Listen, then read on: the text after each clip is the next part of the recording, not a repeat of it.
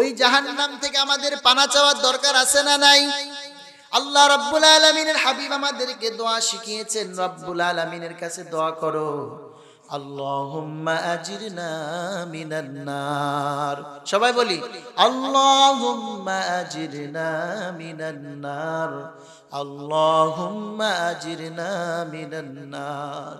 হে আল্লাহ, আমি জাহান্নামের আগুন থেকে তোমার কাছে পানাহ চাই। জোরে বলেন আমিন। সম্মানিত ভাইরা, এই জন্য আল্লাহর রহমানের আল্লাহর বান্দার 4 নাম্বার বৈশিষ্ট্য হলো তারা জাহান্নামের আযাব থেকে আল্লাহর কাছে পানাহ চায়। 5 নাম্বার বৈশিষ্ট্য হলো আল্লাহ রাব্বুল আলামিন বলেন, ওয়াল্লাযীনা ইযা আনফাকু লাম ইউসরিফু ওয়া লাম ইয়াকতুরু ওয়া কানা বাইনা যালিকা কাওয়ামা। আল্লাহ রাব্বুল আলামিন বলেন, রহমানের বান্দার 5 নাম্বার বৈশিষ্ট্য হলো তারা ভারসাম্যপূর্ণ দান করে। ভারসাম্যপূর্ণ কি করে? দান সদকা করে। এমন দান করে না যে তার নিজের ঘর সব কিছু দান করে দিয়ে দেয় না, আবার কি করে না, নিজে কোনো দান করেই না, সব নিজে আটকায় রাখে, এমনও করে না। ভারসাম্যপূর্ণ দান করে। যখন তার আর্থিক অবস্থা ভালো থাকে তখন সে বেশি দেয়, যখন আর্থিক অবস্থা একটু দুর্বল থাকে তখন সে কম দেয়। সম্মানিত ভাইরা, এই যে ভারসাম্যপূর্ণ এই যে ব্যবস্থা, ইসলাম আমাদেরকে এটা শিক্ষা দিচ্ছে। ইসলাম একটা ভারসাম্যপূর্ণ জীবন ব্যবস্থার নাম। আমরা মনে করি, আমাদের সমাজে মানুষেরা মনে করে, ইসলাম যদি ক্ষমতায় আসে, ইসলাম যদি রাষ্ট্রীয়ভাবে প্রতিষ্ঠিত হয়, তাহলে ইসলাম আসার সাথে সাথে ইসলামের যত বিধিবিধান আছে সে বিধানগুলো সাথে সাথে কায়েম করে দিবে। ইসলাম আসলে জেনাকারীকে হত্যা করবে, ইসলাম আসলে চোরের হাত কেটে দিবে, ইসলাম আসলেই এভাবে করে আইন কানুন পরিপূর্ণরূপে সাথে সাথে কায়েম করে দিবে।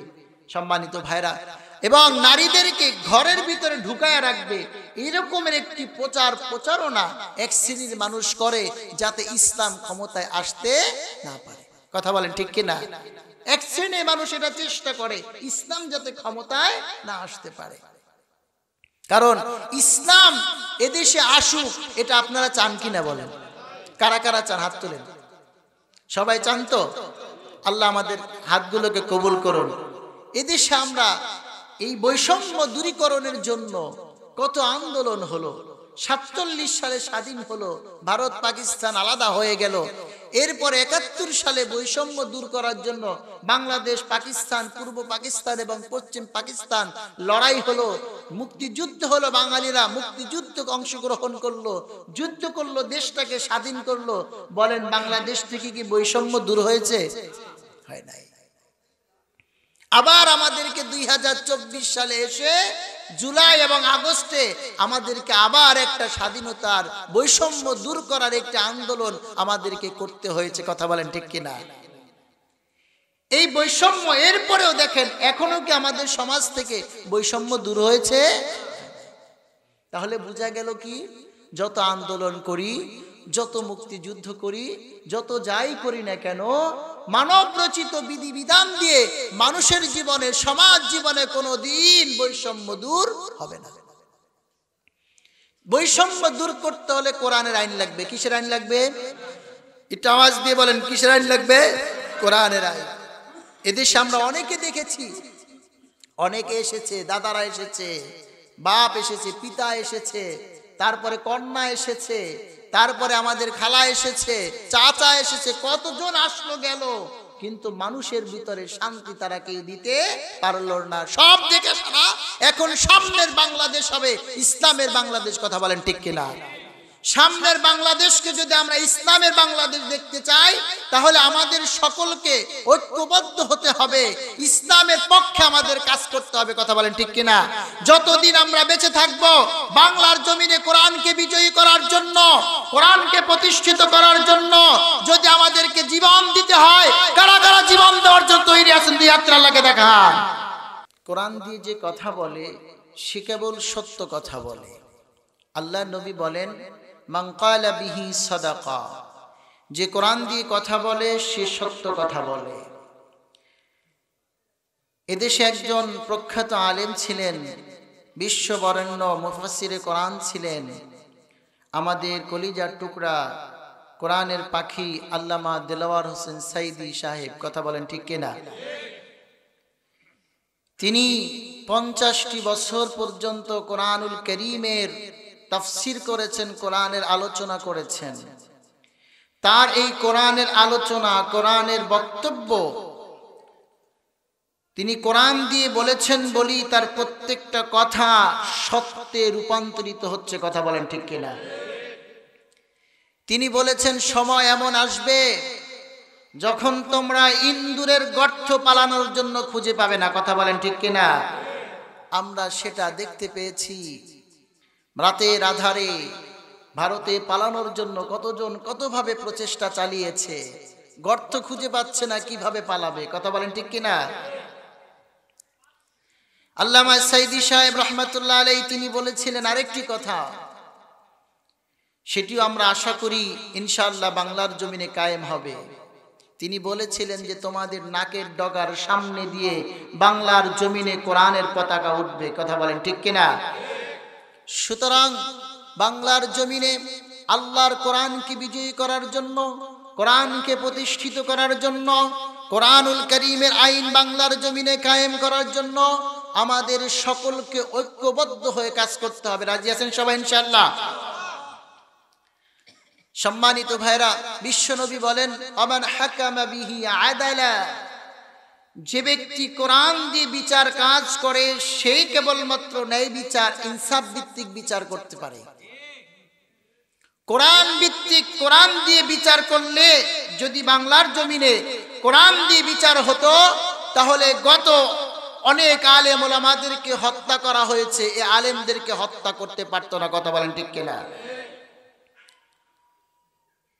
ومن دعا إليه هدى فقد هدي إلى صراط مستقيم, যে ব্যক্তি কোরআন দিয়ে দাওয়াত দেয় সে কেবল সঠিক সিরাতে মুস্তাকিমের পথের দাওয়াত দেয়, সে সঠিক দাওয়াত দেয়।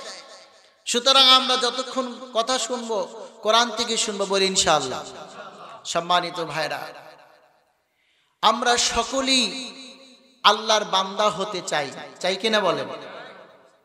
নামাজ পড়ুক আর না পড়ুক, আল্লাহর বান্দা হয়ে মরতে সবাই চায়।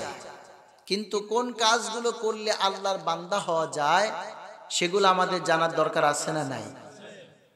কারণ আল্লাহর বান্দা যে না হবে সে জান্নাতে যেতে পারবে না। আল্লাহ বলছেন, ফাদখুলি ফি ইবাদি ওয়াদখুলি জান্নাতি, আমার বান্দাদের মধ্যে শামিল হও আর জান্নাতে প্রবেশ করো। যদি বলি সুবহানাল্লাহ। আমরা সকলেই আল্লাহর বান্দা যদি হতে চাই তাহলে আমাদের 12টি গুণ অর্জন করতে হবে। আওয়াজ দিয়ে বলেন, কয়টি গুণ? 12টি গুণ। আজকে এই মাহফিল থেকে মা বোনেরা শুনছেন, ভাইরা শুনছেন, মুরব্বিয়ানে কেরাম শুনছেন, সারা জীবন তো অনেক ওয়াজ শুনেছেন। আজকের মাহফিল থেকে আমরা জেনে যাব কিভাবে আল্লাহর বান্দা হওয়া যায় এবং 12টি গুণ অর্জন করার মাধ্যমে আমরা প্রত্যেকে আজকে আল্লাহর বান্দা এবং বান্দি হয়ে এই মাহফিল থেকে ফিরবো, বলি ইনশাআল্লাহ। কোরআনুল কারীম এর প্রত্যেকটা কথা, প্রত্যেকটা বিষয় নির্ভুল নির্ভেজাল। এই কোরআনুল কারীমের প্রত্যেকটা আয়াতের প্রত্যেকটা শব্দের ভিতরে কোনো ত্রুটি বিচ্যুতি কোনোদিন কোনো মানুষ কোনোদিন ধরতে পারে নাই। সুতরাং আমরা আমাদের জীবনে এই কোরআনুল কারীমকে আমরা জীবনে লালন করব, কোরআনুল কারীমকে পড়ব, কোরআন বুঝবো, কোরআন অনুযায়ী আমল করব এবং কোরআনকে জমিনে প্রতিষ্ঠিত করার জন্য কাজ করব। পারা যাবে ইনশাআল্লাহ। সাহেবে কোরআন, যারা দুনিয়াতে সাহেবে কোরআন হবে তাদেরকে পরকালে এই কোরআন তাদেরকে সুপারিশ করে জান্নাতে নিয়ে যাবে। এখন আপনারা বলবেন, হুজুর তাহলে সাহেবে কোরআন হওয়া যায় কিভাবে? সাহেবে কোরআন হতে হলে আপনাকে 4টি বৈশিষ্ট্য অর্জন করতে হবে। 1 নাম্বার বৈশিষ্ট্য, আপনাকে কোরআন পড়তে হবে, কোরআন পড়া জানতে হবে। 2 নাম্বার, কোরআনকে বোঝার চেষ্টা করতে হবে। 3 নাম্বার, কোরআন অনুযায়ী আমল করতে হবে। 4 নাম্বার কোরআনকে জমিনে বিজয়ী করার জন্য, প্রতিষ্ঠিত করার জন্য প্রচেষ্টা চালাতে হবে। এই 4টি কাজ যদি আপনি করতে পারেন, আপনি হবেন সাহিবে কোরআন। জোরে বলি সুবহানাল্লাহ। আপনি যদি সাহিবে কোরআন হতে পারেন, এ কোরআন আপনার কবরের সাথী হবে, এ কোরআন আপনার হাসরের ময়দানে আপনার সাথী হবে, এ কোরআনুল কারীম আপনাকে জান্নাত পর্যন্ত পৌঁছে দিবে। আপনি একজন মানুষ যারা সাহিবে কোরআন হবে, এই সাহিবে কোরআন যখন কবরের ভিতরে যাবে, তাকে মানুষ যখন কবরের ভিতরে রাখবে, কবরে রাখার পরে তখন যখন মানুষগুলো সরে যাবে, তখন 2 জন ফেরেশতা আসবে। ফেরেশতা আসার পরে তাকে প্রশ্ন করার জন্য আসবে। এসে দেখবে কবরের ভিতরে কোনো লাশ নাই, কবরের ভিতরে কোনো লাশ নাই, একটা পাখি শুয়ে আছে। পাখির কাছে জিজ্ঞাসা করবে, পাখি কিছুক্ষণ আগে এই কবরের ভিতরে একটা লাশ রাখা হয়েছিল, সে লাশটা কোথায়? পাখি বলবে, আমি জানি কিন্তু বলবো না, আমি জানি কিন্তু বলবো না। তখন ফেরেশতারা তাকে বলবে, তুমি আমাদেরকে জানিয়ে দাও। বলছে না, আমি বলবো না। তখন তারা আল্লাহ রাব্বুল আলামিনের কাছে যাবে, আল্লাহ তাআলার কাছে বলবে, রব্বুল আলামিন, কিছুক্ষণ আগে একজন মানুষকে কবরের ভিতরে রাখা হয়েছে, আমরা প্রশ্ন করার জন্য গিয়েছি, কবরের ভিতরে যেয়ে দেখি মানুষটা নাই, একটা পাখি শুয়ে আছে। তখন আল্লাহ রাব্বুল আলামিন তখন ফেরেশতাদেরকে বলবে, সাবধান, খবরদার, ওই পাখির সাথে তোমরা বেয়াদবি করো না। জোরে বলি সুবহানাল্লাহ। ফেরেশতারা আবার কবরের ভিতরে চলে আসবে। আসার পরে পাখির কাছে জানতে চাইবে, বিনয়ের সাথে বলতে চাইবে, বলো বলো, এই কবরের ভিতরে যে মাইয়াতকে রাখা হয়েছে, সে মাইয়াত কোথায় আছে? তখন ওই পাখি তার ডানাটা উঠাইয়া দেখাবে যে তার ডানার নিচে সুন্দরভাবে আরামে লোকটা শুয়ে আছে। জোরে বলি সুবহানাল্লাহ। পাখিটা তার ডানার ভিতরে ওই মানুষটাকে নিয়ে শুয়ে আছে। তখন পাখিকে প্রশ্ন করবে ফেরেশতারা, ও পাখি তুমি কে? তখন বলবে, আমি হচ্ছি সেই কোরআন, যে কোরআন এই লোকটা দুনিয়াতে পড়তো, কোরআন বুঝতো, কোরআন অনুযায়ী আমল করতে এবং কোরআনকে প্রতিষ্ঠিত করার জন্য কাজ করেছে। আমি সেই কোরআন, আমি এই কোরআন এই লোকের সাথী হয়ে গিয়েছি। দুনিয়াতে সে আমার সাথী ছিল, আজ আমি তার সাথী হয়েছি। তাকে জান্নাতে পৌঁছে দেওয়ার আগ পর্যন্ত আমি তার পিছু ছাড়ব না। জোরে বলি সুবহানাল্লাহ। তাহলে আমরা জীবনে সাহিবে কোরআন হতে চাই তো সবাই ইনশাআল্লাহ। তাহলে এই কোরআন থেকে আমরা আজকে জানবো যে আল্লাহ রাব্বুল আলামিনের বান্দা হওয়ার জন্য কয়টি গুণাগুণ, কয়টি বৈশিষ্ট্য থাকতে হবে আপনার ভিতরে। 12টি বৈশিষ্ট্য আজকে জানবো, বলি ইনশাআল্লাহ।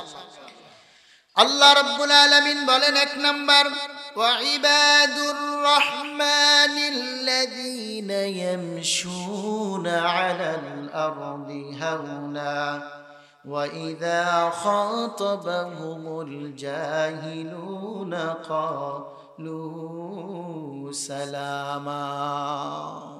রহমানের বান্দার 1 নাম্বার বৈশিষ্ট্য হলো তারা যখন জমিনে চলে বিনয়ের সাথে চলে, অহংকার করে চলে না। তাহলে 1 নাম্বার বৈশিষ্ট্য, জমিনে যখন চলে কিভাবে চলে? বিনয়ের সাথে চলে, অহংকার করে না। অহংকার মানুষের পতনের মূল। অহংকার করেছিল বলেই 15 বছর যারা রাজত্ব করেছে, নিজেদের মতো সাজিয়ে নিয়েছে, তাদেরকে দেশ থেকে পলাতে বাধ্য হতে হয়েছে। কথা বলেন ঠিক কিনা? কারণ তারা অহংকার প্রদর্শন করেছিল। অহংকার, দাম্ভিকতা দেখিয়ে তারা মানুষকে বলেছে, তারা দেশবাসীকে জানিয়েছে যে আমরা 41 সাল পর্যন্ত ক্ষমতায় থাকব, 71 সাল পর্যন্ত ক্ষমতায় থাকব।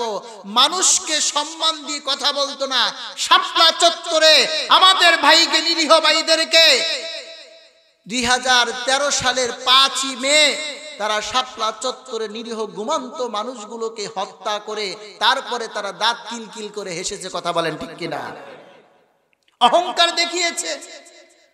সেই অহংকারের কারণে তাদেরকে দুনিয়া থেকে, এই বাংলার জমিন থেকে আল্লাহ তাআলা বিতাড়িত করেছেন এবং তাদের অবস্থা এই হয়েছে এখন তাদের নামও কেউ বলে না। কথা বলেন ঠিক কিনা? কিন্তু এখন কি করতেছে?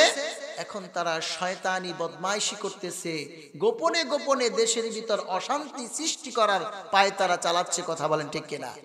এই জন্য আমাদেরকে সচেতন হতে হবে, সাবধান হতে হবে।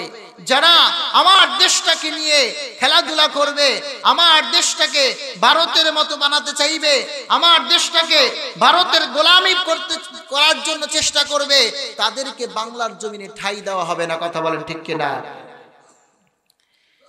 অহংকার প্রদর্শন করা যাবে না। অহংকার করবেন কি দিয়ে? অহংকার করার মতো তো কিছুই নাই। অহংকার আপনি কি দিয়ে করবেন? আপনাকে আল্লাহ তাআলা এক ফোঁটা নাপাক পানি দিয়ে তৈরি করেছেন। এক ফোঁটা নাপাক পানি যার জন্মের উৎস, তার আবার কিসের অহংকার?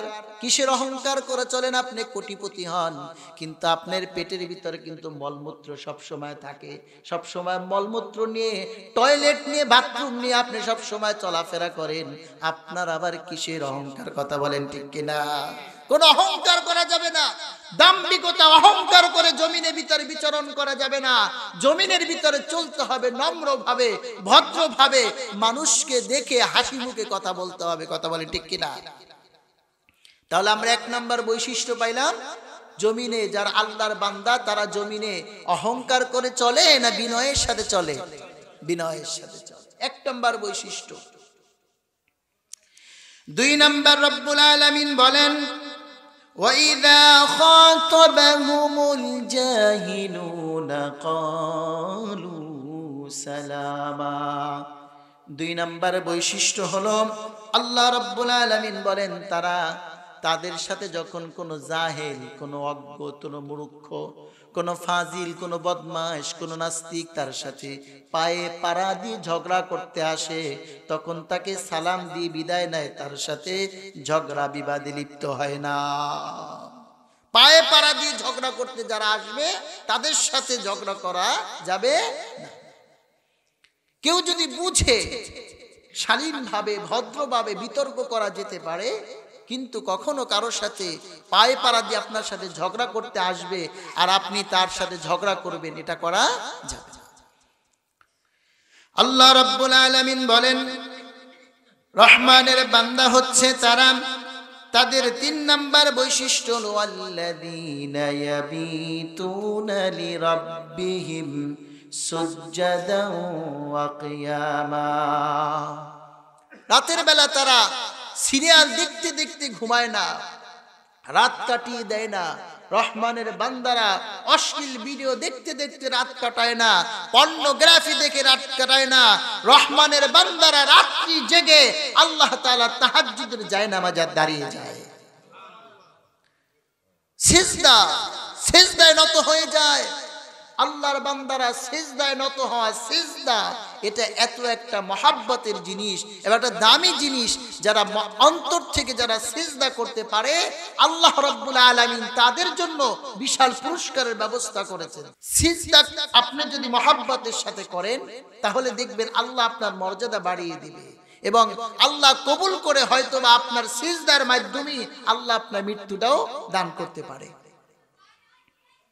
আমার পরিচিত, আপনারাও চিনবেন, বাংলাদেশ জামাত ইসলামীর একজন সেক্রেটারি জেনারেল ছিলেন আলী আহসান মোহাম্মদ মুজাহিদ।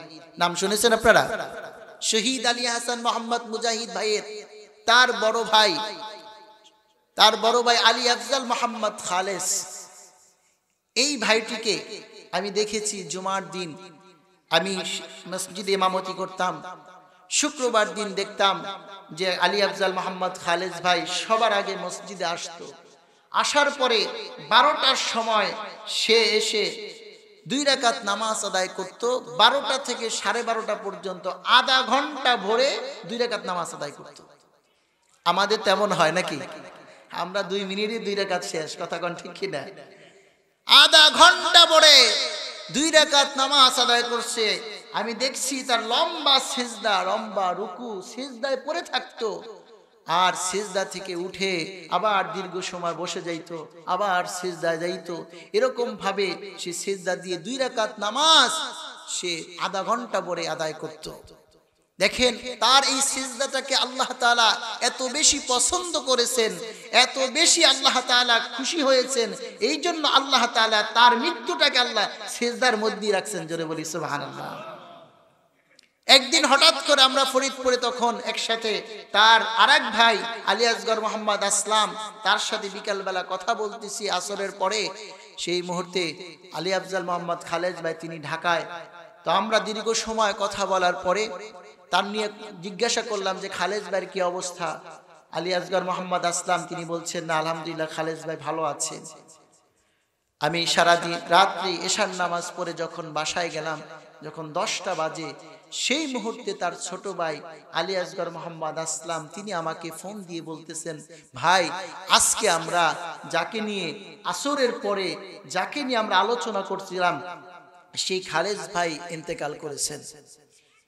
আশ্চর্য হয়ে গেলাম যে বিকালবেলা শুনলাম সুস্থ মানুষ হঠাৎ করে ইন্তেকাল করেছেন। কিভাবে কি হয়েছে?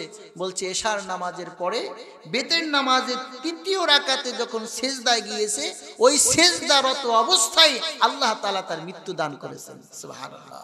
সুতরাং আপনি যদি মহাব্বতের সিজদা দিতে পারেন, মহাব্বতের সিজদা আল্লাহকে দিতে পারেন, আর আল্লাহ যদি সিজদাটাকে কবুল করে নেয়, তাহলে আশা করা যায় হয়তো সিজদার মধ্যেই আপনার মৃত্যু হয়ে যেতে পারে।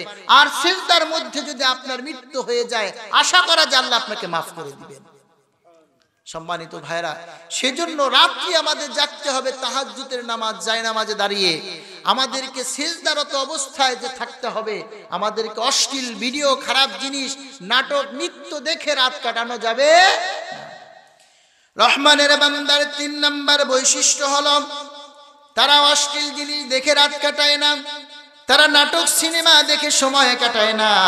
রহমাতের বান্দারা রাত্রিবেলা তাহাজ্জুদের জায়নামাজে দাঁড়িয়ে যায়, আল্লাহ তাআলাকে সিজদা করে, আল্লাহ তাআলাকে ডাকে, ক্রন্দন করে, আল্লাহ তাআলার কাছে সাহায্য চায়। এটা 3 নাম্বার বৈশিষ্ট্য।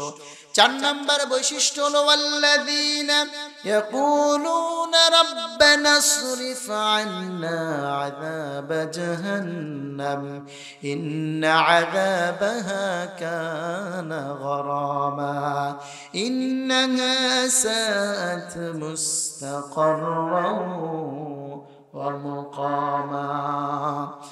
আল্লাহ রাব্বুল আলামিন বলেন, আমার বান্দার 4 নাম্বার বৈশিষ্ট্য হলো তারা আমার কাছে কঠিন জাহান্নাম থেকে আমার কাছে পানাহ চায়।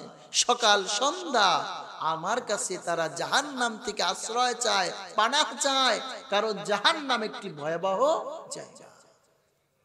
বিশ্বনবী সাল্লাল্লাহু আলাইহি সাল্লাম একদিন বসে আছেন, হঠাৎ করে তিনি একটু কাঁপুনি দিয়ে উঠলেন। সাহাবায়ে কেরাম বললেন, ইয়া রাসূলুল্লাহ, বুঝলাম না আপনি কেন হঠাৎ করে কাঁপুনি দিয়ে উঠলেন, কি কারণ, কি হয়েছে? তখন বিশ্বনবী সাল্লাল্লাহু আলাইহি সাল্লাম বলেন, ও আমার সাহাবীরা, 70 বছর পূর্বে জাহান্নামের উপর দিয়ে একটা পাথর ছাড়া হয়েছে, কেবলমাত্র এই মাত্র এসে সেই পাথরটা জাহান্নামের তলদেশে পড়েছে, এই জন্য ওইটার ঝাঁকুনিতে আমি কেঁপে উঠেছি। সুবহানাল্লাহ। জাহান্নাম কি ভয়াবহ জায়গা একটি, সেইখানে বিশ্বনবী সাল্লাল্লাহু আলাইহি সাল্লাম বলছেন, একটা পাথরকে যদি উপর দিয়ে ফেলেন, সে কি তাড়াতাড়ি যাবে না দ্রুত যাবে না আস্তে আস্তে যাবে? দ্রুত যাবে। সেই পাথর জাহান্নামের তলদেশে গিয়েছে, 70 বছর লাগছে, তাহলে জাহান্নামের তলদেশটা কত গভীর। ওই জাহান্নাম থেকে আমাদের পানা চাওয়ার দরকার আছে না নাই? আল্লাহ রাব্বুল আলামিনের হাবিব আমাদেরকে দোয়া শিখিয়েছেন, রাব্বুল আলামিনের কাছে দোয়া করো, আল্লাহুম্মা আজিরনা মিনান নার। সবাই বলি, আল্লাহুম্মা আজিরনা মিনান নার, আল্লাহুম্মা আজিরনা মিনান নার। হে আল্লাহ, আমি জাহান্নামের আগুন থেকে তোমার কাছে পানাহ চাই। জোরে বলেন আমিন। সম্মানিত ভাইরা, এই জন্য আল্লাহর রহমানের বান্দার, আল্লাহর বান্দার 4 নাম্বার বৈশিষ্ট্য হলো তারা জাহান্নামের আযাব থেকে আল্লাহর কাছে পানাহ চায়। 5 নাম্বার বৈশিষ্ট্য হলো আল্লাহ রাব্বুল আলামিন বলেন ওয়াল্লাযীনা ইযা আনফাকু লাম ইউসরিফু ওয়া লাম ইয়াকতুরু ওয়া কানা বাইনা যালিকা কাওয়ামা। আল্লাহ রাব্বুল আলামিন বলেন রহমানের বান্দার 5 নম্বর বৈশিষ্ট্য হলো তারা ভারসাম্যপূর্ণ দান করে। ভারসাম্যপূর্ণ কি করে? দান সদকা করে। এমন দান করে না যে তার নিজের ঘর সব কিছু দান করে দিয়ে দেয় না, আবার কি করে না নিজের কোনো দান করেই না, সব নিজে আটকায় রাখে, এমনও করে না। ভারসাম্যপূর্ণ দান করে। যখন তার আর্থিক অবস্থা ভালো থাকে তখন সে বেশি দেয়, যখন আর্থিক অবস্থা একটু দুর্বল থাকে তখন সে কম দেয়। সম্মানিত ভাইরা, এই যে ভারসাম্যপূর্ণ এই যে ব্যবস্থা, ইসলাম আমাদেরকে এটা শিক্ষা দিচ্ছে। ইসলাম একটা ভারসাম্যপূর্ণ জীবন ব্যবস্থা না। আমরা মনে করি, আমাদের সমাজে মানুষেরা মনে করে ইসলাম যদি ক্ষমতায় আসে, ইসলাম যদি রাষ্ট্রীয়ভাবে প্রতিষ্ঠিত হয়, তাহলে ইসলাম আসার সাথে সাথে ইসলামের যত বিধিবিধান আছে সে বিধানগুলো সাথে সাথে কায়েম করে দিবে। ইসলাম আসলে জেনাকারীকে হত্যা করবে, ইসলাম আসলে চোরের হাত কেটে দিবে, ইসলাম আসলেই এভাবে করে আইন কানুন পরিপূর্ণরূপে সাথে সাথে কায়েম করে দিবে। সম্মানিত ভাইরা, এবং নারীদেরকে ঘরের ভিতরে ঢুকায় রাখবে, এরকমের একটি প্রচারণা এক শ্রেণীর মানুষ করে যাতে ইসলাম ক্ষমতায় আসতে না পারে। কথা বলেন ঠিক কিনা? এক শ্রেণীর মানুষ এটা চেষ্টা করে ইসলাম যাতে ক্ষমতায় না আসতে পারে। কারণ ইসলাম এদেশে আসুক, এটা আপনারা চান কিনা বলেন? কারা কারা চান? হাত তোলেন। সবাই চান তো? আল্লাহ আমাদের হাতগুলোকে কবুল করুন। এদেশে আমরা এই বৈষম্য দূরীকরণের জন্য কত আন্দোলন হলো। 47 সালে স্বাধীন হলো, ভারত পাকিস্তান আলাদা হয়ে গেল। এরপর 71 সালে বৈষম্য দূর করার জন্য বাংলাদেশ, পাকিস্তান, পূর্ব পাকিস্তান এবং পশ্চিম পাকিস্তান লড়াই হলো, মুক্তিযুদ্ধ হলো। বাঙালিরা মুক্তিযুদ্ধে অংশগ্রহণ করলো, যুদ্ধ করলো, দেশটাকে স্বাধীন করলো। বলেন বাংলাদেশ থেকে কি বৈষম্য দূর হয়েছে? হয় নাই। আবার আমাদেরকে 2024 সালে এসে জুলাই এবং আগস্টে আমাদেরকে আবার একটা স্বাধীনতার বৈষম্য দূর করার একটা আন্দোলন আমাদেরকে করতে হয়েছে। কথা বলেন ঠিক কিনা? এই বৈষম্য এরপরেও দেখেন এখনো কি আমাদের সমাজ থেকে বৈষম্য দূর হয়েছে? তাহলে বোঝা গেল কি, যত আন্দোলন করি, যত মুক্তিযুদ্ধ করি, যত যাই করি না কেন, মানব রচিত বিধিবিধান দিয়ে মানুষের জীবনে, সমাজ জীবনে কোনোদিন বৈষম্য দূর হবে না। বৈষম্য দূর করতে হলে কোরআনের আইন লাগবে। কিসের আইন লাগবে? একটু আওয়াজ দিয়ে বলেন, কিসের আইন লাগবে? কোরআনের আইন। এদেশে আমরা অনেকে দেখেছি, অনেকে এসেছে, দাদারা এসেছে, বাপ এসেছে, পিতা এসেছে, তারপরে কন্যা এসেছে, তারপরে আমাদের খালা এসেছে, চাচা এসেছে, কতজন আসলো গেল, কিন্তু মানুষের ভিতরে শান্তি তারা কেউ দিতে পারলো না। সব দেখে সারা এখন সামনের বাংলাদেশ হবে ইসলামের বাংলাদেশ। কথা বলেন ঠিক কিনা? সামনের বাংলাদেশকে যদি আমরা ইসলামের বাংলাদেশ দেখতে চাই, তাহলে আমাদের সকলকে ঐক্যবদ্ধ হতে হবে, ইসলামের পক্ষে আমাদের কাজ করতে হবে। কথা বলেন ঠিক কিনা? যতদিন আমরা বেঁচে থাকব, বাংলার জমিনে কোরআনকে বিজয়ী করার জন্য, কোরআনকে প্রতিষ্ঠিত করার জন্য যদি আমাদেরকে জীবন দিতে হয়, কারা কারা জীবন দেওয়ার জন্য তৈরি আছেন? দুই হাত আল্লাহকে দেখান। আল্লাহ আমাদের হাতগুলো কবুল করুন। হাত নামান। সম্মানিত ভাইরা, আমরা আমাদের দেশে যদি আমরা বৈষম্য দূর করতে চাই, তাহলে আমাদের সকলকে কোরআনের বিধানের আলোকে আমাদের জীবন গঠন করতে হবে, কোরআন প্রতিষ্ঠিত করতে হবে, তাহলেই বৈষম্য দূর হবে। বিশ্বনবী সাল্লাল্লাহু আলাইহি সাল্লাম জাহিলিয়াতের যুগে যখন দুনিয়াতে আসলেন, এই পয়েন্টটা খুব ভালো করে খেয়াল করুন। জাহিলিয়াতের যুগে যখন বিশ্বনবী সাল্লাল্লাহু আলাইহি সাল্লাম তার দুনিয়াতে যখন তার আগমন হলো, আগমন হওয়ার পরে যিনি আস্তে আস্তে বড় হলেন, বড় হতে হতে তিনি অনেক কিছু দেখলেন মানুষের ভিতরে বৈষম্য, ধনী গরিবের বৈষম্য, নারীর কোনো সম্মান নাই, মা জাতির কোনো সম্মান নাই, কন্যা সন্তানদেরকে, জীবন্ত কন্যা সন্তানদেরকে মাটিতে পুঁতে ফেলা হচ্ছে, হত্যা করা হচ্ছে। এমনকি সেই সমাজে যারা প্রতিষ্ঠিত ব্যক্তি ছিল তারা যখন যাকে মনে চাইতো, যেই নারীকে মনে চাইতো তারা ধরে আনতো, ধরে এনে তারা তাকে ব্যবহার করত। তাকে দর্শন করার পরে এই নারীর পেটে যখন সন্তান আসতো, এই সন্তানের বয়স যখন 5 মাস 6 মাস 7 মাস হইতো, তখন ওই নারীকে আবার তারা ধরে আনতো। আনার পরে একটা টেবিলের উপরে ওই নারী 4 হাত পা চতুর্দিকে সরিয়ে বেঁধে রাখতো। বেঁধে রাখার পরে এরপরে এই নারীর পেটটাকে কাটা হতো। নারীর পেটটাকে কেটে পেটের ভিতর থেকে সে সন্তানটাকে টেনে বের করা হতো। বের করে নারীর পাশে রাখা হতো। ওই মা তার শরীর থেকে রক্ত ঝরতে থাকতো, চিৎকার করতে করতে মারা যেত। আর পাশে ছোট্ট শিশু চিৎকার করতে করতে মারা যেত। ওই নর পিশাচগুলো এগুলো দেখে আনন্দ করতো। জোরে বলি নাউজুবিল্লাহ।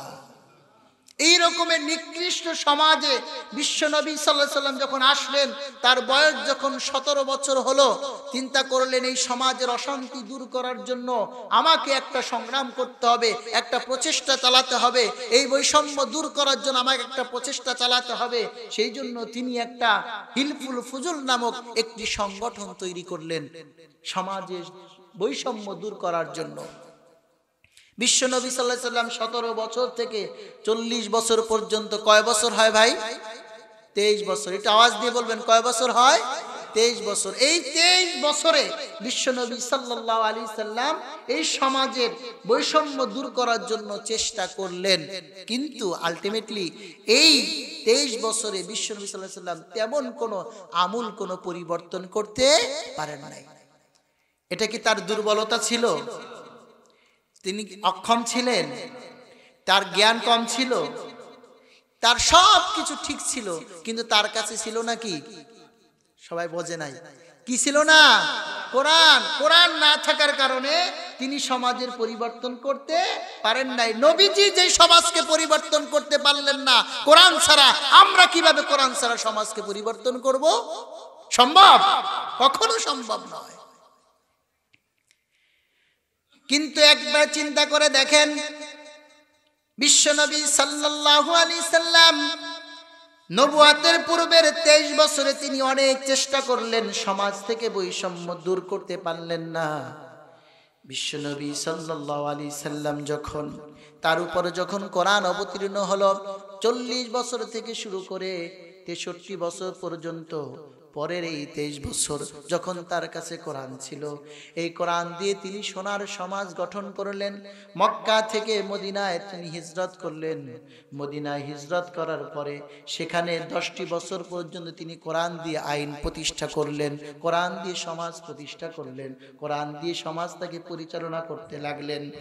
এমত অবস্থায় সমাজটা এত পরিবর্তন হয়ে গেল, সমাজের মানুষের ভিতরে কোনো অশান্তি নাই, ধনী গরিবের ভেদাভেদ নাই, যার যার ধর্ম সে সুন্দরভাবে পালন করে, কেউ কারো ধর্মের ভিতরে বাধা দেয় না। এরকমের সোনার একটি সমাজ বিশ্বনবী সাল্লাল্লাহু আলাইহি সাল্লাম যখন তিনি প্রতিষ্ঠিত করলেন, কোরআনের মাধ্যমে সমাজ প্রতিষ্ঠিত হওয়ার কারণে এত শান্তি বিরাজ করতেছিল, মানুষের ভিতরে কোনো ঝগড়া ফাসাদ আর ছিল না। জোরে বলি সুবহানাল্লাহ। শুধু বিশ্বনবী সাল্লাল্লাহু আলাইহি সাল্লাম তিনি থাকা অবস্থায় শান্তি ছিল না। বিশ্বনবী সাল্লাল্লাহু আলাইহি সাল্লাম যখন দুনিয়া থেকে বিদায় নিলেন, বিদায় নেওয়ার পরে প্রথম খলিফা হলেন হযরতে আবু বকর রাদিয়াল্লাহু তাআলা আনহু। আবু বকর রাদিয়াল্লাহু তাআলা আনহু খলিফা। এরপরে ওই সময়ে হযরতে ওমর রাদিয়াল্লাহু তাআলা আনহু হলেন, সেই সময়ে তিনি ছিলেন প্রধান বিচারপতি। কোন প্রধান কি ছিলেন? বিচারপতি। 1 বছর পর্যন্ত বিশ্বনবী সাল্লাল্লাহু আলাইহি সাল্লামের মানুষ গড়া, সোনার মানুষ গড়া আবু বকর রাদিয়াল্লাহু তাআলা আনহুর জামানায় 1 বছর পর্যন্ত ওমর রাদিয়াল্লাহু তাআলা আনহু বিচারপতি, প্রধান বিচারপতি। কিন্তু 1 বছরের মধ্যে একটা বিচারালয়, তার বিচারালয় একটা কোনো বিচার আসলো না, কোনো মামলা হলো না। জোরে বলি সুবহানাল্লাহ। আমাদের সমাজে এখন মিনিটে মিনিটে মামলা হয়, কথা বলেন ঠিক কিনা? মিনিটে মিনিটে মামলা হচ্ছে, কিন্তু ওমর রাদিয়াল্লাহু তাআলা 1 বছর পর্যন্ত তিনি রাষ্ট্রপ্রধান ছিলেন, কিন্তু 1 বছরের মধ্যে একটা বিচার আসলো না। কেন আসলো না? কারণ সেই সমাজটা ছিল কোরআনের সমাজ। কিসের সমাজ ছিল? কোরআনের সমাজ থাকার কারণে সেই সমাজের ভিতরে কোনো মারামারি খুনাখুনি ছিল না, মামলার কোনো প্রয়োজনই ছিল না। ওমর রাদিয়াল্লাহু তাআলা আনহু দৌড়ে এসে আবু বকরের কাছে আসলেন। আবু বকর রাদিয়াল্লাহু তাআলা আনহুর কাছে বসলেন, ইয়া আমিরুল মুমিনিন, আপনি আমাকে এই যে প্রধান বিচারপতির দায়িত্ব দিলেন, 1 বছর পর্যন্ত আমি প্রধান বিচারপতি হিসেবে রইলাম, কিন্তু আমার বিচারালয় আজ পর্যন্ত একটা মামলা আসলো না। শুধু শুধু আমাকে কেন রাখবেন? আমাকে ছেড়ে দেন, আমাকে অব্যাহতি দিয়ে দেন, শুধু শুধু আমি বেতন নিতে চাই না। তখন আবু বকর রাদিয়াল্লাহু তাআলা আনহু বললেন যে, ভাই আপনি বলেন তো সমাজে এই শান্তি কেন আসলো? তখন ওমর রাদিয়াল্লাহু তাআলা আনহু বললেন, আদ-দীনু ওয়ান-নাসীহা, দিন যখন মানুষের নিজের জন্য উপদেশ হয় সেই সমাজ আর বিচারের কোনো প্রয়োজন হয় না। এখন মনে করেন বাংলাদেশের সব মানুষ যদি নিজের থেকে চিন্তা করে, আমাকে যখন প্রত্যেক মুসলমান চিন্তা করে যখন আজানের টাইম হয়, দোকানপাট কাজকর্ম ছেড়ে দিয়ে সবাই যদি নিজের থেকে নামাজে চলে যায়, মানুষকে কি আর মেরে নামাজে দেওয়ার দরকার আছে? সব সুদখোররা যদি বলে যে সুদ খাইতে আল্লাহ নিষেধ করছেন, সুদ খাওয়া যাবে না, বাংলার জমিনের সব সুদখোররা যদি সিদ্ধান্ত নেয় আমরা আর সুদ খাবো না, তারা যদি ভালো হয়ে যায়, তাহলে কি তাদের বিচারের দরকার আছে? আদ-দীন ওয়ান নাসীহা, দিন যখন উপদেশ হয়ে যায় মানুষের জন্য, তখন সেই সমাজ আর বিচারের প্রয়োজন হয় না। সম্মানিত ভাইরা, সেই জন্য এই কোরআন ছাড়া আমাদের জীবনে শান্তি আসতে পারে না। বৈষম্য দূর করতে পারবেন না কোরআন ছাড়া। আজকে বলতেছে আমরা বৈষম্য দূর করে দেব, কিন্তু আপনি লেনিন কার্ল মার্কসের সেই নিয়ম নীতি দিয়ে, আপনার জাতীয়তাবাদ নিয়ে, আপনি ধর্মনিরপেক্ষতা মতবাদ নিয়ে আপনি সমাজের ভিতরে শান্তি বিরাজ করতে চান, বৈষম্য দূর করতে চান, কিয়ামত পর্যন্ত চেষ্টা করলেও সমাজের বৈষম্য দূর হবে না। সমাজ থেকে যদি বৈষম্য দূর করতে হয়, কেবলমাত্র একমাত্র আল্লাহর বিধান কোরআনুল কারীম দিয়ে সমাজ পরিচালিত করতে হবে। কথা বলেন ঠিক কিনা? সম্মানিত ভাইরা, ইসলাম একটি ভারসাম্যপূর্ণ জীবন ব্যবস্থা। এখানে আপনাকে বলে নাই তোমার যা আছে সব দান করে দাও, আবার এটাও বলে নাই কিপটামি করো, কিছু দান করো না। ইসলাম বলছে তুমি ভারসাম্যপূর্ণ তোমার নিজের পরিবারের জন্য রাখো এবং তোমার অর্থ থেকে কিছু মানুষকেও দান করো। সব একা একা খাইও না, মানুষকে কিছু দাও, গরিব অসহায় মানুষের কাছে দাও। একটা ভারসাম্যপূর্ণ জীবন ব্যবস্থা ইসলাম। বাংলার জমিনে যদি এরকম ভাবে এই কোরআন প্রতিষ্ঠিত হয়ে যায়, কোরআনের আইন যদি বাংলার জমিনে কায়েম হয়ে যায়, সাথে সাথে চোরের হাত কাটা হবে না। প্রথমেই কি করা হবে?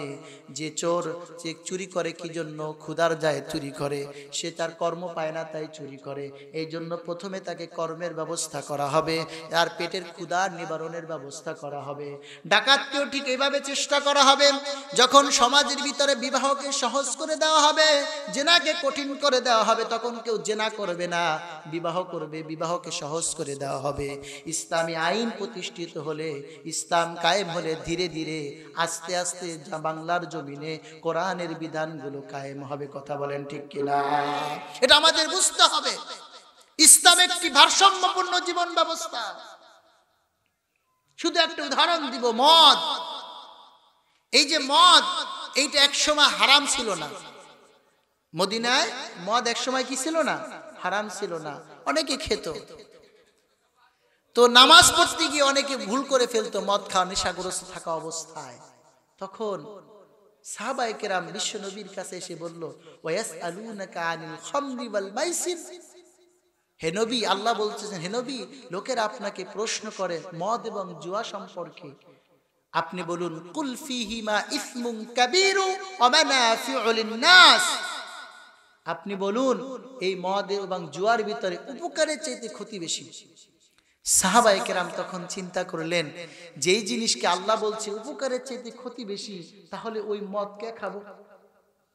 অনেক সাহাবীরা ছেড়ে দিলেন, আর খেলেন না। কিছুদিন পরে আল্লাহ তাআলা আবার আয়াত নাজিল করলেন। কি আয়াত?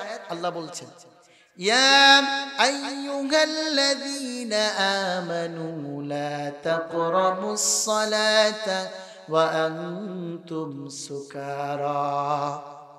হে ইমানদারগণ, তোমরা নেশাগ্রস্ত অবস্থায় নামাজের ধারে কাছে যাইও না। সাহাবায়ে কেরাম চিন্তা করলেন, যেই নামাজকে আল্লাহ এত পছন্দ করেন, যে নামাজের মাধ্যমে বান্দা আল্লাহর নিকটবর্তী হয়ে যায়, সেই সালাতের দ্বারে কাছে যাইতে নিষেধ করছেন নেশাগ্রস্ত অবস্থায়। তার মানে আল্লাহ তাআলা নেশা করাকে অপছন্দ করেন, মদ খাওয়াকে অপছন্দ করেন। এই কথা চিন্তা করে আরো যারা খেত তারাও কি করছে, ছেড়ে দিয়েছে। এখন আল্লাহ তাআলা দেখলেন যে সাহাবীদের মধ্যে একটা অভ্যস্ত তৈরি হয়েছে, এখন তারা মদ যদি এখন হারাম করা হয়, এখন তারা সেটা মেনে নিতে পারবে। সেই সময় আল্লাহ তাআলা আয়াত নাজিল করলেন, ইয়া আইয়ুহাল্লাযীনা আমানু ইন্নামাল খামরু ওয়াল মাইসিরু ওয়াল আনসাবু ওয়াল আজলামু রিজসুম মিন আমালিশ শাইতান। আল্লাহ রাব্বুল আলামিন তখন আয়াত নাজিল করে বললেন, হে ঈমানদারগণ, তোমাদের জন্য মদ এবং জুয়াকে হারাম করা হলো। মদ এবং জুয়া এটা শয়তানের কাজ তোমরা করো না। যখন আল্লাহ তাআলা আয়াত নাজিল করলেন, বিশ্ব নবী বললেন, ও সাহাবীরা, তোমরা এই আয়াতটা মদিনার অলিতে গলিতে তোমরা নিয়ে মানুষকে শোনায় দাও। সাহাবায়ে কেরাম মদিনার অলিতে গলিতে আয়াত শোনাচ্ছেন। এই মুহূর্তে অনেক মানুষের গলার ভিতরে মদ ছিল, গলার ভিতর আঙ্গুল দিয়ে মদ প্রবাহিত করে দিল। অনেকের হাতে মদ ছিল, হাতের গ্লাসটা ফেলে দিল।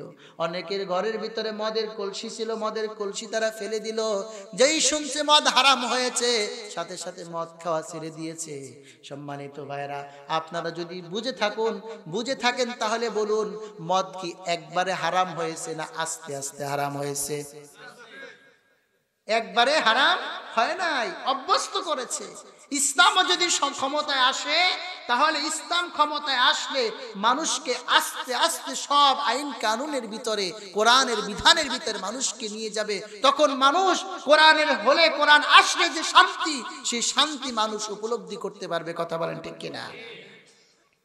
সম্মানিত ভাইরা, ইসলামকে আমরা বুঝতে ভুল করেছি। ইসলাম একটা ভারসাম্যপূর্ণ জীবন ব্যবস্থা। এখানে জোর করে কোনো কিছু করা হয় না। ধীরে ধীরে ইসলাম সিস্টেম অনুযায়ী ইসলাম সব কাজ করে থাকে। সম্মানিত ভাইরা, এই জন্য দানের ব্যাপারেও আল্লাহ রাব্বুল আলামিন বলছেন, বান্দা তুমি যা ইনকাম করছো সব দান করে দিও না, কিছু নিজের জন্য রাখো, তোমার পরিবারের জন্য রাখো, আবার কিছু দানও করো। একটা ভারসাম্য থাকুক তোমার জীবনে। আর এই দান আপনাকে শুরু করতে হবে। এই দানটাকে আপনি শুরু করবেন আপনার মা বাবার থেকে শুরু করতে হবে দান করা। আপনার জীবনে যত দান, আপনি আপনার ইনকামের যে দানের প্রথমটা শুরু করবেন মা বাবা থেকে। আল্লাহ তাআলা কোরআনে বলছেন, ওয়ায়াসআলুনাকা মাযা ইউনফিকুন। নবী, আপনাদের লোকেরা প্রশ্ন করে যে তারা কি দান করবে, কোথায় দান করবে। হে নবী, আপনি তাদেরকে বলুন তারা যেন তাদের মা বাবার থেকে দান করা শুরু করে। তার মা বাবার থেকে দান করা মানে আপনি মাসে যখন বেতনটা পাবেন, বেতন পাওয়ার পরে সর্বপ্রথম চিন্তা করবেন যে আপনার মায়ের জন্য কোন ওষুধটা দরকার, আপনার বাবার জন্য কোন ওষুধটা দরকার, আপনার মায়ের জন্য আপনার কি দরকার, এটা আগে চিন্তা করবেন। বাজার থেকে একটা ডালিম কিনে নেবেন, মায়ের হাতে নিয়ে এই ডালিমটা ছিঁড়ে, ডালিমটা কেটে তারপরে সেখান থেকে মায়ের মুখে কিছু ডালিম তুলে দেন, দেখবেন আল্লাহর আসমান পর্যন্ত খুশি হয়ে যাবে। সম্মানিত ভাইরা, মা বাবার দোয়া আমাদের জীবনে দরকার আছে না নাই? মা বাবার দোয়া আমাদের জীবনে কত দরকার। মা বাবা আমাদের জন্য এত বড় নেয়ামত। কখনো কখনো ফরজ ইবাদত ছাড়া নফল ইবাদতের চাইতেও মা বাবার কথা শোনা জরুরি হয়ে যায়। আমার ভাইরা, মা বাবার দোয়া যদি আপনার আমার জীবনে থাকে, তাহলে দুনিয়ার জীবনটা আমাদের কামিয়াবি হয়ে যাবে। মুসা আলাইহিস সালাম আল্লাহর কাছে বললেন, ইয়া রাব মাইয়াকুনু জালিসি ফিল জান্নাহ, হে রব, জান্নাতে কে আমার সাথী হবে আমাকে একটু বলুন। রব্বুল আলামিন বললেন, জালিসুকা ফিল জান্নাতি জাযার, হে মুসা, তোমার জান্নাতের সাথী হবে একজন কসাই। মুসা আলাইহিস সালাম বললেন, আল্লাহ, কোন নবী হবে না, কোন ওলি হবে না, কোন পীর হবে না, কোন দরবেশ হবে না, আমার জান্নাতের সাথী একজন কসাই হবে। আল্লাহ, এটা কেমন কথা? আল্লাহ রাব্বুল আলামিন বলেন, মুসা যাও বাজারের ভিতরে গিয়ে দেখো একজন কসাই আছে, তার অবস্থা তুমি দেখো, তাইলে বুঝতে পারবে সে কেন তোমার জান্নাতের সাথী হবে? লোকটা মুসা আলাইহিস সালাম বাজারের ভিতরে চলে গেলেন, গিয়ে দেখলেন যে একজন কসাই, তিনি সারাদিন গোশত কাটতেছে, গোশত বিক্রি করতেছে। সারাদিন বিক্রি করার পরে যখন রাত্রিবেলা বিকালবেলা যখন হয়েছে, বাড়িতে যখন যাবে, কিছু গোশত অবশিষ্ট গোশতটুকু তিনি একটা প্যাকেটে করে বাড়ির দিকে নিয়ে যাচ্ছেন। যাওয়ার পরে মুসা আলাইহিস সালাম লোকটাকে বললেন, ভাই, আমি আপনার বাড়িতে আজকের দিনের জন্য মেহমান হতে চাই, আপনার বাড়ি থেকে আমাকে নেবেন? আমি একটু আপনার বাড়িতে মেহমান হব।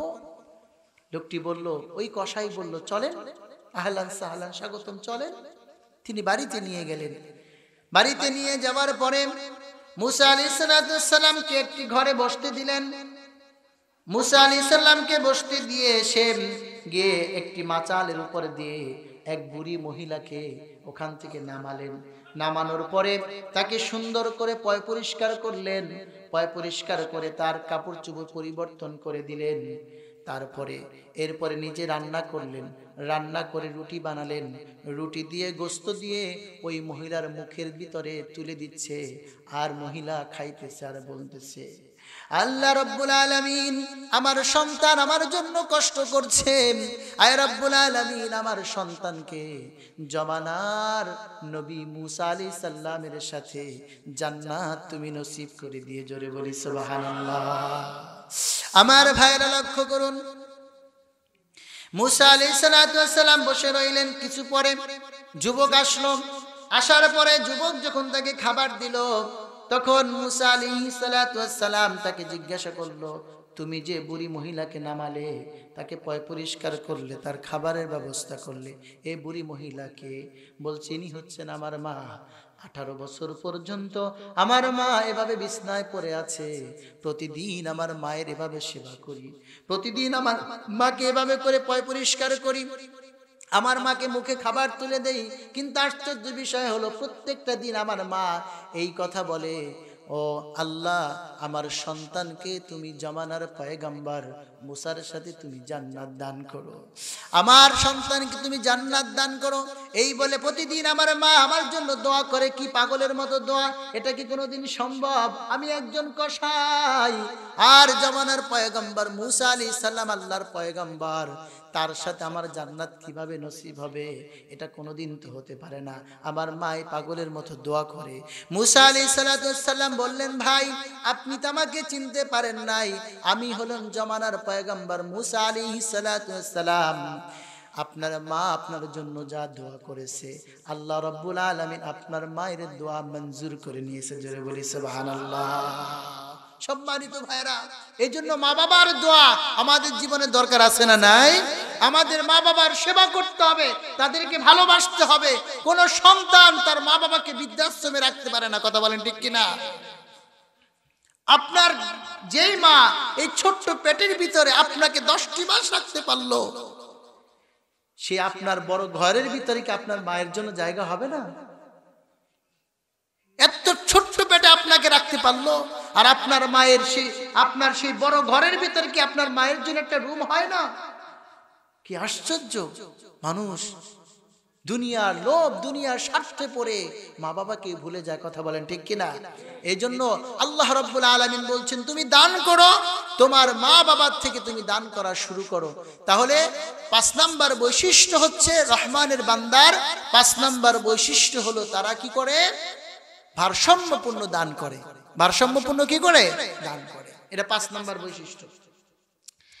6 নাম্বার বৈশিষ্ট্য আল্লাহ রাব্বুল আলামিন কোরআনুল কারীমের ভিতরে বলেন, আমার রহমানের বান্দা, আমার মুমিন বান্দার 6 নাম্বার বৈশিষ্ট্য হচ্ছে, আল্লাহ তাআলা বলেন, ওয়াল্লাযীনা লা ইয়াদউনা মা'আল্লাহি ইলাহান আখার। আল্লাহ রাব্বুল আলামিন বলেন, আমার বান্দারা, যারা আমার বান্দা হতে চায়, তারা কখনো আমি ছাড়া কাউকে ডাকে না, আল্লাহ ছাড়া কাউকে ডাকে না। কিছু কিছু জায়গায় দেখবেন বিশাল পবিত্র ওরস মোবারক নাম দেয়, কথা বলেন ঠিক কিনা? ওরস মোবারক নাম দিয়ে সেখানে কিছুক্ষণ জিকির হয়, কিছুক্ষণ এরকম ভাবে দুরূদ শরীফ হয়, এরপরে আবার কিছুক্ষণ নাচ গান হয়, কথা বলেন ঠিক কিনা?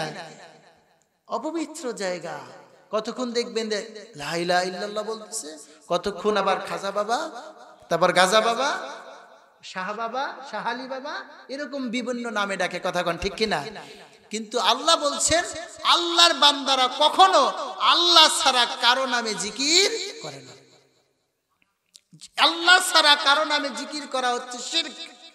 আর যারা আল্লাহর সাথে শিরক করবে তাদের জন্য জান্নাতকে আল্লাহ হারাম করে দিয়েছেন। বিশ্বনবী সাল্লাল্লাহু আলাইহি সাল্লাম বলেন, লা তুশরিক বিল্লাহি শাইআন ওয়ালাউ হুররিকতা ওয়ালাউ কুতিলতা। ও আমার উম্মতেরা, তোমরা আল্লাহর সাথে কাউকে শিরক করো না। যদিও তোমাকে হত্যা করা হয়, যদিও তোমাকে দেশ থেকে বের করে দেওয়া হয়, এরপর আল্লাহর সাথে কাউকে শিরক করবে না, আল্লাহর সাথে কাউকে শরীক করবে না। এই হাদিসটা বিশ্বনবী যখন বলতেছিলেন, বলার পরে বিশ্বনবী সাল্লাল্লাহু আলাইহি সাল্লাম সাহাবীদেরকে বললেন, ও আমার সাহাবীরা, তোমাদের পূর্বে এমন এক লোক ছিল, যে লোকটা বাচ্চা ছিল, সেই বাচ্চা নিজের মূর্তি রাস্তার মোড়ে মোড়ে টানায় রাখতো, তৈরি করে রাখতো। আর রাস্তা দিয়ে যারা যেত তাদেরকে মূর্তিকে সেজদা করতে বাধ্য করত। এমন একটা বাচ্চা পূর্বের জমানায় ছিল। নিজের সম্মানকে বৃদ্ধি করার জন্য, নিজের আত্মসম্মানকে, নিজের অহংকারকে প্রদর্শন করার জন্য নিজের মূর্তিগুলো বানাইয়া রাস্তার মোড়ে মোড়ে ভাস্কর্য নির্মাণ করে রাখত। তো ভাস্কর্য নির্মাণ করে কি কেউ কারো সম্মান বাড়াইতে পারে? আপনার আওয়াজ দিয়ে বল, বাড়াইতে পারে? তার প্রমাণ দেখেছি আমরা গত 15 বছর। একটা লোকের ভাস্কর্য রাস্তার মোড়ে মোড়ে বানানোর চেষ্টা করেছে। তারপরে কি হয়েছে? এই ভাস্কর্য বিরুদ্ধে মামুনুল হক যখন তিনি হুঙ্কার দিলেন, তাকে জেলখানার ভিতর ঢুকানো হলো, আলেম ওলামাদেরকে জেলখানায় নিয়ে ঢুকানো হলো, আলেম ওলামাদেরকে আয়না ঘরে ঢুকানো হলো। কিন্তু এখন শেষ পর্যন্ত দেখা গেল এই মূর্তিগুলোর উপরে, তাকে তো ভেঙেছেই, মূর্তিগুলোর উপরে মানুষ প্রস্রাব করেছে। কথা কান ঠিক কিনা? সুতরাং মূর্তি বানাইয়া কারো সম্মান বাড়ানো যায় না। সম্মান দেওয়ার মালিক কে? আল্লাহ। আল্লাহ যদি কাউকে সম্মান দেয়, পৃথিবীর কোন শক্তি তাকে অসম্মানিত করতে পারে না। আর আল্লাহ যদি কাউকে অসম্মানিত করে, পৃথিবীর কোন শক্তি তাকে সম্মানিত করতে পারবে না। এই জন্য লোকটা কি করতো? নিজের মূর্তি রাস্তার মোড়ে মোড়ে টানায় রাখতো, এরকম সেট করে রাখতো। আর রাস্তা দিয়ে যারা যাইতো তাদেরকে বলতো, এখান থেকে সিজদা দিয়ে যাও। তো একটা যুবক, মুসলমান এক যুবক রাস্তা দিয়ে যাচ্ছিল। যাওয়ার পরে তাকে বলা হলো, এই মূর্তিকে সিজদা দাও। তখন যুবক বলছে যে আমি আল্লাহ ছাড়া কাউকে সিজদা করি না। কোন মুসলমান আল্লাহ ছাড়া কাউকে সিজদা করতে পারে? কোন মুসলমান মাজারে সেজদা দিতে পারে? কোন মুসলমান পীরের পায়ে সেজদা দিতে পারে? যারা মুসলমান হয়ে মাজারে সেজদা দেয়, মুসলমান হয়ে পীরের পায়ে সেজদা দেয়, বোঝা যাবে এরা মুসলমান আর থাকে না, এরা মুশরিক হয়ে যায়। কথা কোন ঠিক কিনা? আপনি মুশরিক হয়ে নামাজ পড়েন, রোজা রাখেন, যা করেন আল্লাহর কাছে করুন, গ্রহণযোগ্য হবে না। তখন লোকটাকে বারবার, মুসলমান যুবককে বলা হলো, তুমি এই মূর্তিকে সিজদা করো, না হলে তোমাকে হত্যা করা হবে।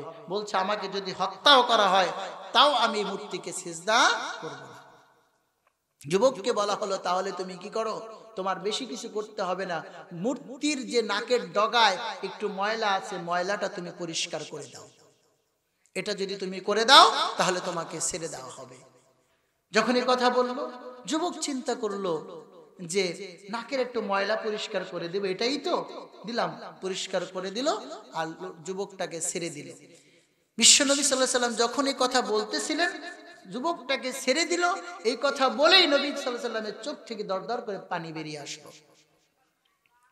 কিছুক্ষণ পরে আরো এক যুবক ওই পথ দিয়ে যাচ্ছিল, সেও মুসলমান যুবক। সেই মুসলমান যুবক যখন ওই পথ দিয়ে যাচ্ছিল, তাকে বলা হলো, তুমি সিজদা করো। বলছে, আমি আল্লাহ ছাড়া কাউকে সিজদা করি না, আমি কেবলমাত্র একমাত্র আমার রব আল্লাহ তাআলাকে সিজদা করি। তখন লোকটাকে বলা হলো, তাহলে তুমি কিছু সম্মান প্রদর্শন করো, কোনো না কোনো ভাবে মূর্তিকে সম্মান প্রদর্শন করতে বলা হলো। যুবক বলল যে আমি সামান্য পরিমাণ এই মূর্তিকে, এই মূর্তি জিনিসটাকে আমি কোনোদিন সামান্য পরিমাণ সম্মান করব না, যদি আমার জীবন চলে যায়। আল্লাহ রাব্বুল আলামিন বলেন, 8 নাম্বার আমার বান্দার বৈশিষ্ট্য হচ্ছে ওয়ালা ইয়াজনুন। 8 নাম্বার বৈশিষ্ট্য হলো তারা জেনায় লিপ্ত হয় না। কিসে লিপ্ত হয় না? জেনা। এটা গভীরভাবে খেয়াল করুন।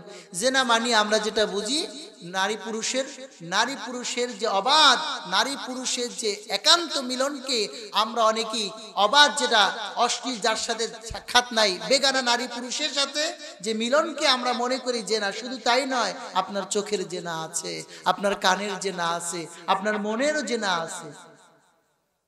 আপনি অশ্লীল জিনিস দেখলেন, আপনি চোখের জেনা করলেন। অশ্লীল গান বাজনা শুনলেন, আপনি কানের জেনা করলেন। এইভাবে করে আপনার অন্তর দিয়ে আপনি খারাপ জিনিস চিন্তা করলেন, আপনি অন্তর দিয়ে জেনা করলেন। সমস্ত প্রকার জেনা থেকে আল্লাহ তাআলা আমাদেরকে বেঁচে থাকতে বলেছেন। সমস্ত প্রকার জেনা থেকে আমাদেরকে বেঁচে থাকতে হবে, সেটা কানের জেনা হোক, চোখের জেনা হোক, অন্তরের জেনা হোক।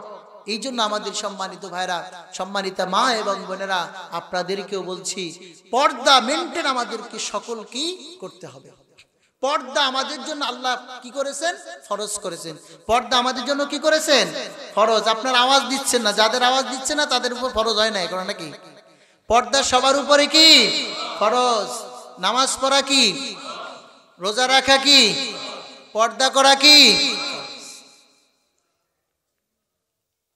আল্লাহ রাব্বুল আলামিন কোরআনে পাকের ভিতরে বলেন, কুল্লিল মুমিনিনা ইয়াগুদ্দু মিন আবসারিহিম, হে নবী মুমিন পুরুষদেরকে বলুন তারা যেন পরনারী থেকে নিজেদের চক্ষুকে নিম্নগামী করে রাখে। ঠিক সেম ভাবে নারীদেরকেও বলছেন, তোমরা যেন পরপুরুষদের থেকে তোমাদের চক্ষুকে নিম্নগামী করে রাখো। বিশ্বনবী সাল্লাল্লাহু আলাইহি সাল্লাম বলেন, যে ব্যক্তি দুইটা জিনিসের হেফাজত করতে পারবে তাকে আল্লাহ রাব্বুল আলামিনের কাছে আমি তার জন্য জান্নাতের জিম্মাদার হয়ে যাব। সুবহানাল্লাহ। দুই পায়ের মধ্যবর্তী স্থান এবং দুই চোয়ালের মধ্যবর্তী স্থানকে যে হেফাজত করতে পারবে, পর্দা মেনটেন করতে পারবে, আমি তার জন্য জান্নাতের জিম্মাদার হয়ে যাব। সম্মানিত মা এবং বোনেরা, আপনাদের জীবনে জান্নাত যাওয়া একেবারেই সহজ। জান্নাতে যাওয়ার জন্য নারীদের জন্য 4টি কাজ করতে হয়। 1 নাম্বার, 5 ওয়াক্ত নামাজ আদায় করতে হবে। অসামাত রমাদান এবং রমজান মাসে রোজা রাখতে হবে। ওয়াহাফিজাত ফুরুজা, এবং তার নিজের লজ্জাস্থানকে মানে অর্থাৎ হেফাজত করতে হবে, মানে তাকে পর্দা করতে হবে। আতাআত বালাহা, এবং স্বামীর আনুগত্য করতে হবে। এই 4টি কাজ যদি কোনো নারী করতে পারে, কিয়ামতের দিন আল্লাহ রাব্বুল আলামিন ওই নারীকে ডাক দিয়ে 8টা জান্নাতের 8টি দরজা খুলে দিয়ে বলবে, তোমার যেই দরজা দিয়ে মনে চায় তুমি জান্নাতে ঢুকে যাও। সুবহানাল্লাহ। সম্মানিত মা এবং বোনেরা, আপনারা এই 4টি কাজ করার চেষ্টা করবেন। 5 ওয়াক্ত নামাজ ছাড়বেন না কখনো। রমজান মাসে রোজা রাখবেন, স্বামীর আনুগত্য করবেন, স্বামীর নাশুকরি করবেন না, এবং নিজে পর্দা মেনটেন করে চলবেন। এই 4টি কাজ করতে পারলে আল্লাহ তাআলা পরকালে আপনাকে জান্নাত দান করবেন। সম্মানিত ভাইরা, ঠিক সেম ভাবে আমি পুরুষদেরকে বলবো, পর্দা এটাকে আপনি নারীর দিকে একটা চোখ ফেললেন, ভুল ক্রমে চোখ একটা পড়ে গিয়েছে বেগানা নারীর উপরে, আপনি চোখটাকে সাথে সাথে যদি ফিরাতে পারেন, দ্বিতীয়বার যদি না তাকান, একটি জিহাদের সওয়াব আল্লাহ আপনার আমলনামায় দান করে দিবে। সুতরাং পর্দা এটা ইসলামের অপরিহার্য একটি বিধান। আল্লাহ তাআলা এটাকে ফরজ করেছেন। এজন্য জেনা, ব্যভিচার, অশ্লীল জিনিস থেকে আমাদেরকে বেঁচে থাকতে হবে। আল্লাহ আমাদেরকে তৌফিক দান করুন, জোরে বলুন আমিন। সম্মানিত ভাইরা, আল্লাহ রাব্বুল আলামিন বলেন, আমার মুমিন বান্দার 7 নাম্বার, 8 নাম্বার, 9 নাম্বার বৈশিষ্ট্য হলো, আমার মুমিন বান্দা তাওবা করে। যখন সে অপরাধ করে ফেলে, যখন সে ভুল কাজ করে ফেলে, তখন তাওবা করে আর নেক কাজ করে, আর আমার কাছে তাওবা করে আমার কাছে ক্ষমা চায়। তাওবা আল্লাহ তাআলার কাছে এত পছন্দনীয় একটি ইবাদত। কোন বান্দা যখন তাওবার নিয়ত করে, মন থেকে যখন নিয়ত করে, সাথে সাথে আল্লাহ তাআলা তাকে ক্ষমা করে দেন। জোরে বলি সুবহানাল্লাহ। তাওবা করার নিয়ত করলে আল্লাহ মাফ করে দেন। হাবিব আজমি রহমাতুল্লাহ আলাইহি, তিনি এক আল্লাহওয়ালা বান্দা ছিলেন, কিন্তু তার আগের ব্যাকগ্রাউন্ডটা ছিল, তিনি ছিলেন সুদখোর, সুদ খাইতেন। যারা সুদ খায় দেখবেন তাদের ভিতরে কোনো মানবতা থাকে না। কথা কোন ঠিক কিনা? দেখবেন তাদের ভিতরে কোনো মানবতা থাকে না, মানুষের প্রতি কোনো দয়া মায়া এগুলো থাকে না সুদখোরদের। হাবিব আজমি রহমাতুল্লাহ আলাই তিনি একদিন ঘর থেকে বের হলেন, যখন তিনি সুদ করছিলেন, ঘর থেকে বের হয়ে তিনি তাগাদা করতে গেলেন, দেখতে গেলেন তার যার কাছে তিনি টাকা পান তার বাড়িতে গেলেন। বাড়িতে যাওয়ার পরে তখন হাবিব আজমি রহমাতুল্লাহ আলাই ওই বাড়ির ভিতরে ডাকাডাকি করতে লাগলেন। দেখলেন যে ভিতর থেকে কান্নার আওয়াজ আসতেছে, ভিতর থেকে কেউ সাড়া দিচ্ছে না। দীর্ঘক্ষণ ডাকাডাকি করার পরে ভিতর থেকে এক মহিলা বের হয়ে এসে বলতেছে যে আপনি যাকে ডাকছেন সে তো দুনিয়া থেকে চলে গেছে, সে তো মারা গিয়েছে। এখন হাবিব আজমি বলতেছে যে সে মারা গিয়েছে, অথচ আমি তো তার কাছে টাকা পাই, আমি তার কাছে কি পাই? টাকা পাই, আর সে মারা গেছে। বলছে হ্যাঁ সে তো মারা গিয়েছে। বলছে তাহলে আপনি আমার টাকাটা দেন। এখন মহিলা বলতেছে দেখেন আমার তো দেওয়ার মতো সামর্থ্য নাই, আমার স্বামী কিছু রেখে যায় নাই, আমার বাসায় দেওয়ার মতো কিছুই নাই। আমরা যে স্বামী গতকালকে মারা গিয়েছে, আজকে আমরা শোকাহত, আপনি পরে আসেন, আমরা আপনাকে পরে দিয়ে দিব। বলছে না আপনি এখনই দেন, যা আছে তাই দেন। ওই যে বললাম সুদখোররা কি হয়? নির্দয় হয়, তার ভিতরে কোনো মানবতা থাকে না। তখন মহিলা বলল যে না আমার বাসায় কিছু নাই, শুধুমাত্র পাশের বাড়ির থেকে একটা খাসির মাথা আমাকে দিয়েছে আমার সন্তানদেরকে খাওয়ানোর জন্য, এইটা আমার কাছে শুধু আছে। বলতেছে ওটাই দিয়ে দেন। তখন ওইটাই তাকে দিয়ে দেওয়া হলো। তিনি নিয়ে গেলেন, নিয়ে গিয়ে বাড়িতে তার স্ত্রীকে বললেন এটা রান্না করো, আমি আসতেছি আর এক বাড়িতে তাগাদা নিয়ে আসি। বাড়িতে ওইটা রেখে সে আর এক বাড়িতে গেল। যাওয়ার পরে যে তাগাদা করে এসে যখন খাবারে বসলো, তার সামনে খাবার দেওয়া হলো। যখন তার সামনে খাবার দেওয়া হলো, খাবারগুলো দেখে তখন দেখলো যে খাবারের ভিতরে খাবার তো না, এটা পুজ হয়ে গিয়েছে। লোকটা দেখতেছে পুজ হয়ে গিয়েছে। তখন মহিলাকে বলতেছে তুমি আমাকে কি খাবার দিছো? স্ত্রীকে বলতেছে কি খাবার দিয়েছো? এ তো পুজ আমাকে দিয়েছো। বলছে না আমি তো তোমাকে খাসির মাথা দিয়েছি। ও আমি তো দেখতেছি খাসির মাথা। আর লোকটা বলতেছে হাবিব আজমি বলতে আমি তো দেখতেছি পুজ হয়ে গেছে। তখন তিনি হঠাৎ করে তার ব্রেন খুলে গেল, আর চিন্তা করলো যে আল্লাহ আমি এই খাসির মাথাটা যে এতিম অসহায় শিশুদের থেকে কেড়ে নিয়ে এসেছি, আল্লাহ তুমি খুব বেজার হয়েছো, আমার জন্য খাবারটাকে নষ্ট করে দিয়েছো, পুজ বানিয়ে দিয়েছো।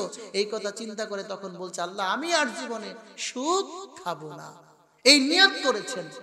নিয়ত করে ঘর থেকে যখন বের হয়েছেন, বের হয়ে তিনি চিন্তা করেন অমুক আল্লাহওয়ালার কাছে যাব, তার হাতে হাত রেখে আমি আল্লাহর কাছে ক্ষমা চেয়ে আমি আর সুদ খাবো না, আমি তওবা করে নেব। তিনি এই নিয়ত করে যখন ঘর থেকে বের হলেন, রাস্তা দিয়ে যাচ্ছিলেন, ছোট ছোট শিশুরা খেলাধুলা করতেছিল। শিশুরা তখন বলতেছিল, চিৎকার দিয়ে দিয়ে বলতেছিল এই তোমরা সরো সরো, হাবিব আজমি রহমাতুল্লাহ আলাইহি আসতেছে, আল্লাহর ওলি আসতেছে, তোমরা তার জন্য পথ খুলে দাও। জোরে বলি সুবহানাল্লাহ। সম্মানিত ভাইরা, কেবলমাত্র নিয়ত করেছে তওবার, আর তওবা কবুল করে নিয়েছে কে? আল্লাহ। সুতরাং আমাদের জীবনে আমরা ভুল করতে পারি, অন্যায় করতে পারি, কিন্তু সর্বাবস্থায় আল্লাহর কাছে কি চাইতে হবে? মাফ চাইতে হবে, ক্ষমা চাইতে হবে। সম্মানিত ভাইরা, আল্লাহ রাব্বুল আলামিন বলেন আমার বান্দার অন্যতম একটি বৈশিষ্ট্য হলো সে তওবা করে, আমার কাছে ক্ষমা চায়, মাফ চায়। আর আল্লাহ রাব্বুল আলামিন বলেন এরপরে আমার বান্দার বৈশিষ্ট্য হলো ওয়াল্লাযীনা লা ইয়াশহাদুনা যুর ওয়া ইযা মাররু বিল্লাগwi মাররু কিরামা। আল্লাহ বলেন আমার বান্দার অন্যতম বৈশিষ্ট্য হলো তারা মিথ্যা সাক্ষী দেয় না। কি দেয় না বলেন তো? মিথ্যা সাক্ষী। মিথ্যা সাক্ষীতে একজন নিরপরাধ মানুষ ফাঁসির কাস্টে ঝুলে, কথা কন ঠিক কিনা? সুতরাং মিথ্যা সাক্ষী যারা দিবেন পরকালে তাদেরকে নিশ্চিত জাহান্নামে যেতে হবে। মিথ্যা সাক্ষী দেওয়া থেকে বিরত থাকতে হবে। এরপরে ওয়াইদা মাররু বিল্লাগwi মাররু কিরামা।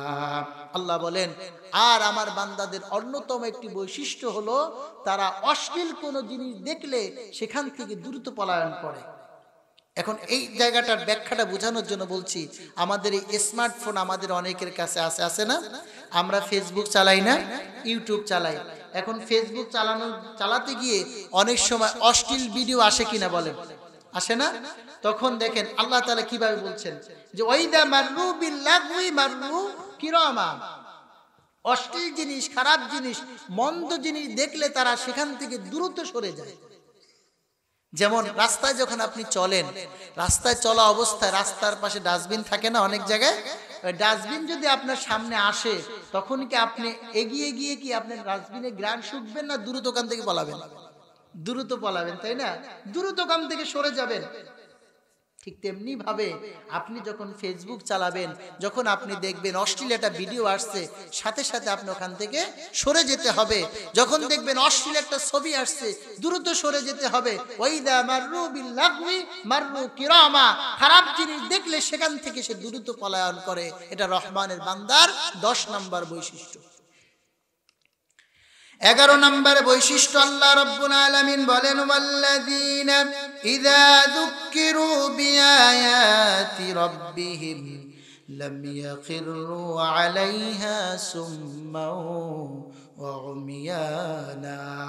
আল্লাহ তাআলা বলেন, আমার মুমিন বান্দাদের, আমার রহমান আমার বান্দাদের অন্যতম বৈশিষ্ট্য হচ্ছে তাদের রবের কোন আয়াত যখন তাদের সামনে পাঠ করা হয় তখন তারা সেটা মনোযোগের সাথে শ্রবণ করে। আজকে আমরা এতক্ষণ কোরআন সামনে নিয়ে কিসের কথা বললাম?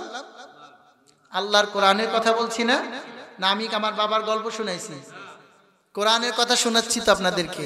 এই যে কোরআন শুনতে এসে যারা মনোযোগের সাথে শ্রবণ করে, নিয়ত করে যে আমি আমল করব, সুতরাং আজকে আমরা যা আলোচনা করলাম এগুলো নিয়ত করা যায় তো যে আমরা সারা জীবন আমল করব ইনশাআল্লাহ। আল্লাহ রাব্বুল আলামিন বলেন, আমার বান্দাদের 12 নম্বর বৈশিষ্ট্য হচ্ছে তারা আল্লাহর কাছে নিজের জন্য নিজের চোখ জুড়ানো স্ত্রী এবং সন্তান তারা আল্লাহর কাছে কামনা করে।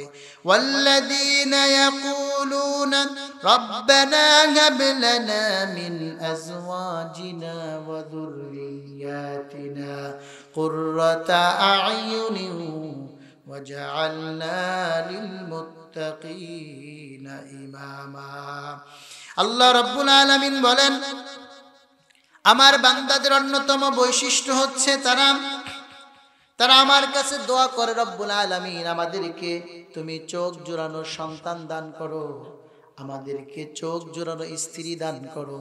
কারো ঘরে আপনার চোখ জোড়ানো সন্তান যদি থাকে, সারাদিন কষ্ট করেছেন, সারাদিন আপনি কাজকর্ম করেছেন, রাত্রিবেলা যখন আপনার ঘরে যান, আপনার বাসায় যান, আপনার সন্তান যদি যখন আপনাকে আব্বু বলে ডাক দেয়, আপনার মনটা জুড়িয়ে যায় কিনা বলেন?